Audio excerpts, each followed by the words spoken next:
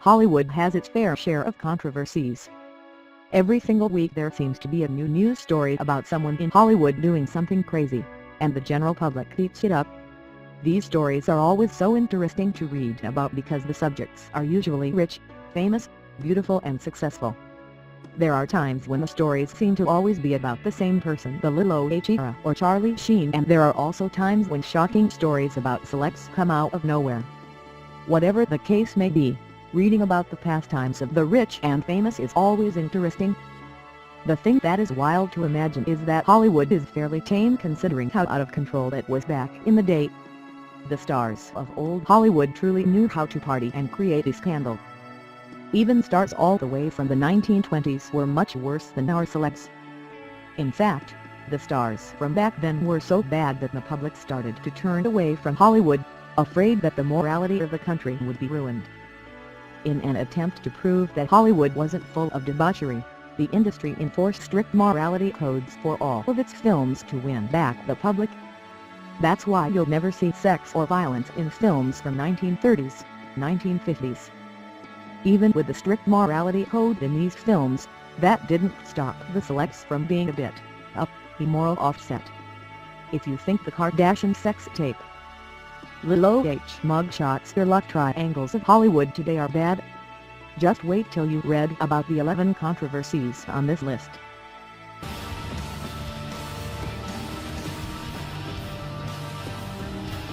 Elizabeth Taylor and Eddie Fisher love triangle.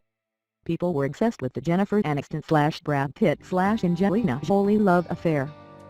Yet, way back in the 1950s, Hollywood had an average love affair. Elizabeth Taylor is known for her many marriages, but this one was by far the most scandalous. Taylor was married to Mike Todd, the theater and film producer. Todd was great friends with Eddie Fisher and Debbie Reynolds, such great friends that they were invited to Todd and Taylor's wedding. In 1958, Todd died in a plane crash, leaving Taylor devastated and alone. She was comforted by his bestie Eddie Fisher, and eventually comfort turned into a relationship. So, Eddie Fisher left Debbie Reynolds and their 2 children, one of whom would grow up to be Princess Leia Carey Fisher, for Elizabeth Taylor. I'd say the friendship aspect and children make this love affair a bit worse than the Aniston/Pitt/Jolie triangle. Peggy Twistle killed herself on Hollywood sign. You know the iconic Hollywood sign? Yeah, well, did you know a woman killed herself by leaping off of it? Peggy Twistle was a beautiful 24-year-old actress who, like most beautiful 24-year-old actresses, was struggling to make it. She even had a supporting role in a play, alongside Humphrey Bogart, for which she gained some very favorable reviews. Apparently, things were just not going as well as Twistle had hoped. She climbed on top of the H and jumped to her death, leaving behind a suicide note, which read, "I am afraid, I am a coward. I am sorry for everything.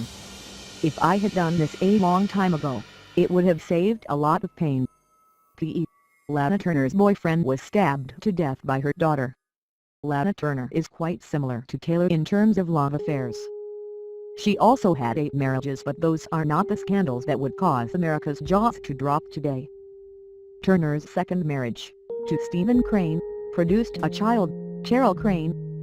When Cheryl was just 14 years old, she stabbed her mother's boyfriend to death.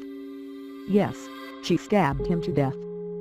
Apparently, Johnny Stompand, Turner's boyfriend, who was known for violent tendencies, had threatened Lana Turner, and in defense on her mother, Cheryl stabbed him. Even though the death was ruled a justifiable homicide, Cheryl was placed in psychiatric therapy. TMZ would run wild with a story about the child of a famous Scarlett stabbing her mother's boyfriend to death. Natalie Wood's whole life. Natalie Wood's entire life seems to be one big scandalous Hollywood story.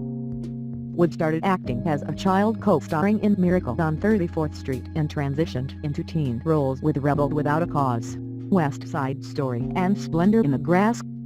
Even during her success, things were not sunshine and rainbows.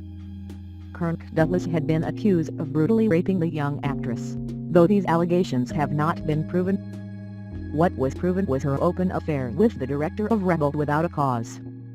At just 16 years old, Natalie Wood slept with Nicholas Ray, 44 at the time, to secure her role in the film. Oh, her story gets weirder. So, she was married to Robert Wagner, an actor, then divorced him, only to remarry him again a few years later. Remarrying an ex is not the oddest situation in Hollywood. I mean, Elizabeth Taylor and Richard Burton did the same thing. What is odd is that after reconciling, Robert Wagner and Natalie Wood went for a nighttime sail on their yacht and Natalie Wood never returned. The 43-year-old drowned to death, but the autopsy revealed dozens of bruises on her body. The death was originally ruled an accident, but in 2011 the case was reopened for investigation. Marilyn Monroe's steamy happy birthday. The alleged affair between JFK and Marilyn Monroe is pretty much a known fact in our society. Most people know about that and the infamous happy birthday song that Marilyn Monroe sang to JFK. It was, like, the sexiest happy birthday ever. Anyway, the reason the affair between Monroe and America's most handsome president must be pointed out is because if that ship went down today, people would not be okay. I mean, remember how we all reacted to the Clinton/Lewinsky affair? People were not okay with Billy getting it in with someone other than his wife. How do you think we'd feel about the president and a famous actress rumored to be having an affair? Oh, and on top of that, the mistress singing happy birthday in a nude, sparkly dress that was so tight she had to be sewn into it before the performance. Apparently, after Marilyn had forever changed the happy birthday song, JFK walked on stage and said, "I can now retire from politics after having had happy birthday sung to me in such a sweet, wholesome way." In 2016, heads all over America would explode if a scene such as that ever happened. Loretta Young and Clark Gable's love child.